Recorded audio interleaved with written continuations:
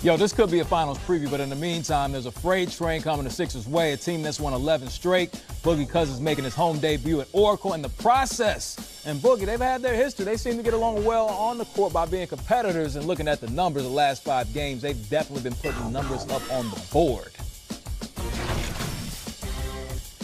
Can't wait to see that matchup. I'd love to see 2 bigs going at 2 traditional bigs. You really don't see that anymore because we know the 5 has kind of been swept up under the rug for the most part. Well, that's why I want you to help use a different word than traditional. You know why? Because the traditional big men could not pop out to the wing and ISO. So that's why I've been trying to help. He was like, no, traditional big men would get cross screens or back screens to the post, bang, bang, baby hook, bang, bang, maybe kissed off the glass. These 2 jokers right here, they can pop out to the 3-point line, jab, jab, and shoot the 3 like a wingman. That's the difference. As much as I love that guy across the hall, Shaq can never do that. As much as we love the dream, maybe a little bit. David Robinson, maybe a little bit. But these 2, it's a totally different level, bro, because they can go right, they can go left, and now with the new NBA, they step back. No center could step back and shoot the 3. So that's why I've been trying to tell people, change the word traditional, because that is the true difference from the Patrick Ewings, the Lonzo Moyings of the world, because if those guys were trying to do this now, they'd be a fish out of water because they want to get down low and bang and be physical. So to your point, it's fun to see 2 guys that have the fundamental skills to do both. That is true. So traditional big men, but they have expanded their horizons. Yes. Looking at Joel Embiid, well, that's just Boogie Cousins. Over the last 5 games, shooting 55% from downtown. Talking to Boogie in Washington the other night for the players-only game, he's like, I'm still getting used to being wide open all the time. I'm still getting used to guys paying, or should I say, making that extra pass.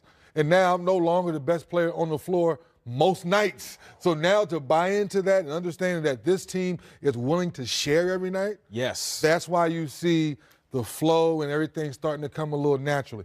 Last but not least, Ro, once he gets in better shape, the fouls will come down too, because right now he's using his hand instead of moving his body. All that's going to come better and better after the All-Star break. Oh, and by the way, you want to make sure you pay attention tonight because that game is going to be on TNT, and there's a legend that made history once upon a time. His name was Jackie Robinson. Ooh, look at them shorts, Jackie. He was nice on the baseball diamond, but he was nice on the court. We got something special for you coming up. Oh, yes, he did. Yes, he did. In conference standings, you see the 2 teams sitting up top right there, separated by a half game. You get to see them for your viewing pleasures tonight on TNT. Woo! Oh, yeah.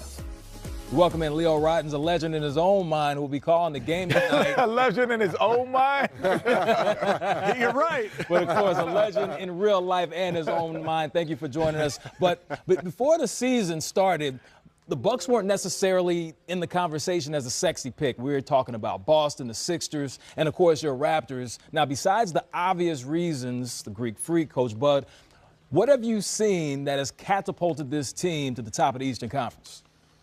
Well, I can't not answer that without saying Mike Budenholzer. I mean, as soon as I heard his name getting hired with this organization, I said that's going to make a difference. And you could see it, the way they play, the way the ball moves defensively. It's the whole package. So he's really made a huge difference. The other thing is Middleton. You know, a lot of people don't talk about him, but he's a big-time player. Not only does he can shoot from anywhere on the floor, but he can create his shot off the dribble. And he's done some damage in previous games against the Raptors. So, you know, he's a big concern to me. And I like the fact that, you know, Bledsoe kind of came to Milwaukee with a lot of baggage. And when you look back to the playoffs last year, he really used that to fuel himself this year, and it's shown. I mean, he's responded this season the way you hope a player would, and he's been a difference maker as well. I like the word respond, Leo, because with this team, talking about your Raptors now, they're thinking big picture. How has Kawhi Leonard missing games and your bench being so deep helped you for the big picture for the playoffs?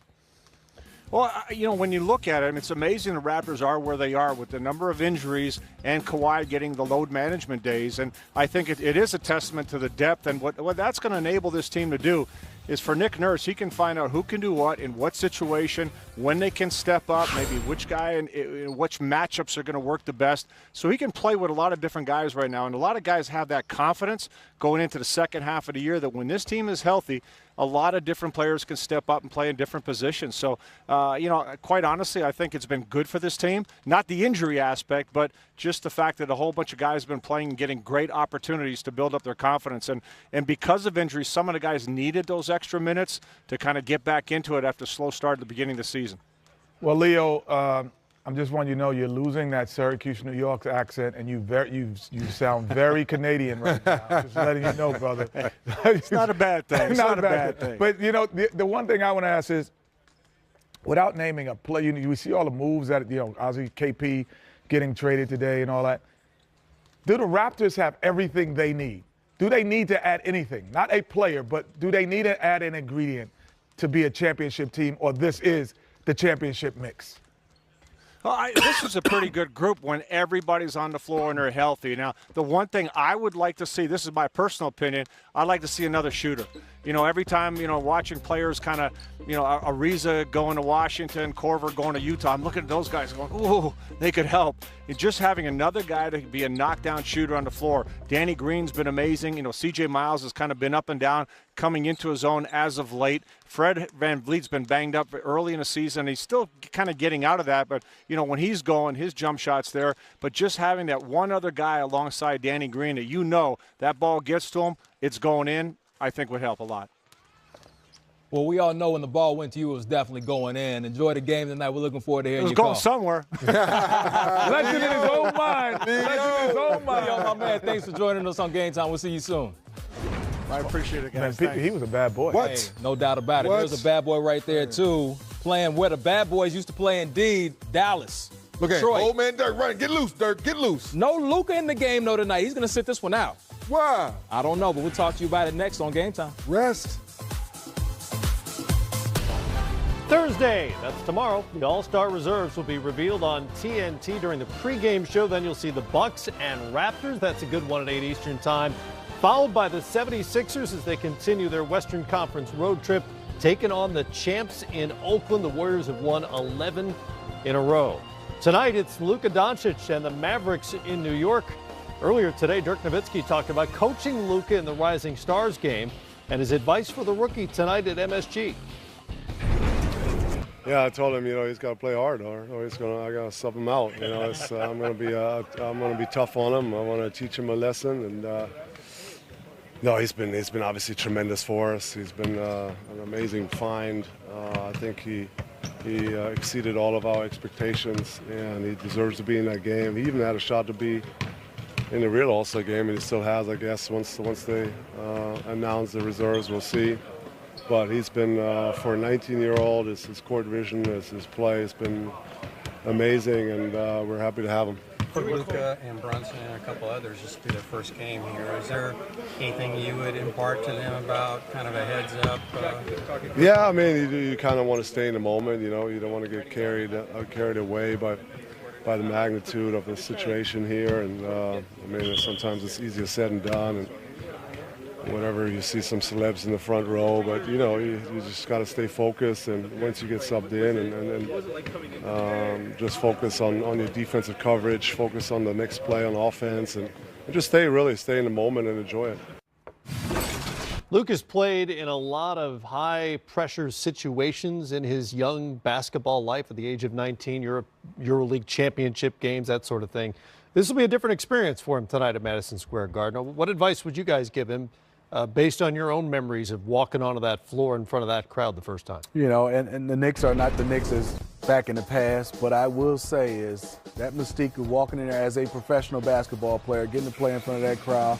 Usually the great ones have magical games in Madison Square Garden. And I think for him is somewhat you got to play well, you want to win, but you also have to put on a show in New York. And if you can do that, it seems like that's your measuring stick of one of those regular season games when you play against the Knicks in New York, G. And so I'm looking forward to him to have one of those special nights. Yes, Steve, I think so too. And obviously we know Luka is a great student of the game, grew up overseas, so may have a different relationship and understanding of Madison Square Garden. But this, there's an electricity in that building. Mm-hmm. And you walk in there for a game, the fans are so knowledgeable, the music, the energy, everything about it, it's just prime time. And you feel it. And, look, he more than any rookie, I would say, is probably ready because the responsibility he had in the Euro League, which is, I believe, a tougher league than college basketball, the stage he was on, how he responded. So he is suited for a special moment. And you know what? This kid has had a lot of them already thus far at home and on the road. So one thing I'd say, and it took me a few games, I think, to figure it out. I would get so excited when I would first go to New York that, sometimes it worked against me. So I had to learn how to just stay within myself and then get excited throughout the course of the game. Not go out there for 2 hours and shoot before the game, which I did one time. I had no legs for the game. But, there's an energy there that's just hard to describe. You really just have to feel it, and he'll definitely feel it. You know what I love about Matt and Grant? You may can attest to this. The conversations you have walking around New York before you play. Just the fans are coming up to you, and how are you going to guard John Starks? What are you going to do? Are you going to post it? They're so knowledgeable. You can't get caught up in talking to everybody about the Knick basketball. So it's going to be interesting to see how he handles this, and I'm looking forward to this from Luka. By the way, Pete Maravich has the rookie scoring record at Madison Square Garden, 40 back in the 70-71 season. That's something to shoot for Luka Doncic, who's scored better than 30 in 2 straight games now. He also has a chance at this point to become the 5th rookie in NBA history to average 25 and 5 for a season. Is he an all-star in the Western Conference, or should he be? He has all-star numbers. And I think right now the Western Conference is just loaded. I think he gets a chance if we unfortunately have some injuries, and I think he's right there on that next cusp of being an all-star. But what I'm seeing is, if those numbers were in the East, he would be an all-star right now. It's just unfortunately, I don't think, in my opinion, that he would be an all-star this season. I agree with you, Smitty. The West is loaded. This kid is just remarkable what he's done. He has a promising future. There's a chance, possibly the last few years there's guys who get injured. Anthony Davis, we don't know how long it's going to take for him to get back. Inevitably, sometimes guys will sit down their replacements. But the kid is, what he has done, how he has played. I think everyone said that he was the most ready because of his experience, but I think he's exceeded everyone's expectations and how his confidence, you just feel like the momentum, the confidence he's gained. And so this kid, he'll be an all-star, whether it's this year, next year, years to come. Definitely a guy who has a chance to be a perennial all-star throughout this league. Somebody always gets hurt and can't play in the game. I think he will not make the cut tomorrow. I think he'll be the first guy called in when there's an injury in the Western Conference. That's fair. It's fair. It could be. And also factoring in all the votes he received. I think that's something for Adam Silver to consider as well. The Dennis Smith situation in Dallas. They drafted him with a high pick, thinking that he's part of their future. They draft Doncic the following year. They may or may not be all that compatible together. Both probably need the ball in their hands. So you had Dennis Smith leaving the team for a little while and then returning.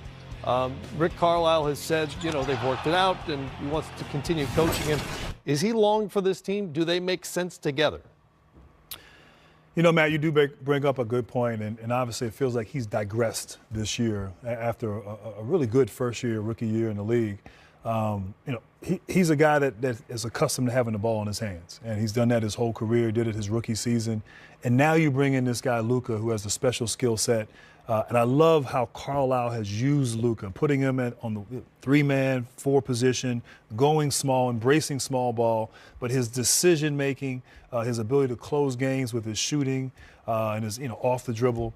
So he has sort of become, maybe, I don't want to say point forward, or maybe like Larry Bird or someone who I think of, or even LeBron, who's, a guy who's a 3 or 4, but the ball is, or the game is run through him. And that's hurt Dennis Smith. And so Dennis Smith, his game is not shooting. His game is athleticism, taking you off the bounce. Now you're asking him to be a spot-up shooter. His shot is not consistent enough to me to complement a Luka Doncic. So, there's some uncertainty there. He's still a young player. He's got a lot of basketball in front of him. If they ever decide to try to move him, I think there might be some suitors out there that would certainly welcome him in his skill set. But it just doesn't seem to be working. In a perfect world, they both would be thriving, playing great basketball, and that's just not happening. Yeah, and I look at it, it's funny. I look at it when LeBron, joined forces with D-Wade, and we kept saying, is this going to work? Wade won't have the basketball in his head, but he had experience, and they were looking to win a championship. I think for Dennis Smith, if they were older it could work. He will find a way. But I think he hasn't found his way in the league, being just a second-year player. And then obviously you're that guy. And they say, oh, let me have that ball back. You can't play with the ball anymore. Right. I think that's totally hard on a young guy. And he's done a decent job. I know they've had some hiccups, like you said, but I think Dennis Smith wants to see, can I be Luka? I haven't got a chance to see if I can be Luka. Luka just came in from day one being Luka, and it's just been hard for Dennis Smith Jr. I think they could, but I think it'll be better for both the Dallas Mavericks and Dennis Smith Jr. if they can make a trade. Smith's shooting numbers have actually gone up this season. It's the attempts and almost everything else that have come down in his second year in the league. Dwayne Wade, by the way, was one of the great off-the-ball cutters. But in that era, that also helps playing with a guy who's ball dominant. Back to Luka. He'll be part of the Rising Stars game Friday night at All-Star Weekend, representing Slovenia for the world. And he'll be joined by Lauri Markkanen, DeAndre Ayton from the Bahamas, Ben Simmons, remember, from Australia. Folks forget that because he played at LSU. Bogdan Bogdanovic, the reigning MVP of this game. As always, know your Bogdanovi. Josh Okogie, Cedi Osman, who had a big night last night scoring. Shai Gilgeous-Alexander from the LA Clippers. Rodions Kurucs. Gotta get your pronunciation. Good job, man. Ready for this You nailed game. that one. Better you than me. Anunoby. He went to high school in Jefferson City, Missouri, my home state, but was born in the UK. Wow. And for the U.S., De'Aaron Fox will be there. Jason Tatum, that's a pretty good Rising Stars player right there, Jason Tatum. Same for Kyle Kuzma. The rookie Trae Young. Donovan Mitchell will fall into that category as well. You're talking about legitimate star players. Did you just do the... No, I don't know. You did the thing. I don't know where that. Well, one more time he's going to have to do it then, man. Jaren Jackson Jr., Marvin Bagley III, John Collins. There it is. John Collins. Smitty, man, come on, man, you crazy. Man, dog. Lonzo Ball. Kelsey got to get you some hot water. And Jared throat. Allen. Guess what? Hey, John Collins, my most improved player. You know what? Here's I had Siakam, not because Grant said. I had Pascal Siakam. He's moved to the top of my list. I probably have Siakam, and I have an admitted bias against second-year players only because I feel like they're supposed to improve a lot from year one to year two. Does that make sense? God, they're supposed to? Yeah, you're It supposed doesn't always happen. It doesn't always happen, but they're supposed to. But that drastic There change. are a lot of players who get significantly better from year one to year two. So I wouldn't rule them out. What year is this with Pascal Siakam? Second year, right? No, he's beyond that, isn't he? Third year, yeah. So he should have been drastically improved by now. If it's a fourth year, wow, he should have been. It doesn't just work exponentially like that. You said first and second. What about first and He should fourth be an year? MVP now. He should be an MVP right now, man. Come on. Anyway, John Collins has been great, by the way. Yes, No, he has. not knocking John Collins. Coming up, we continue to construct a perfect player. Tonight, the category is jump shot. Smitty, not eligible. Steph Curry is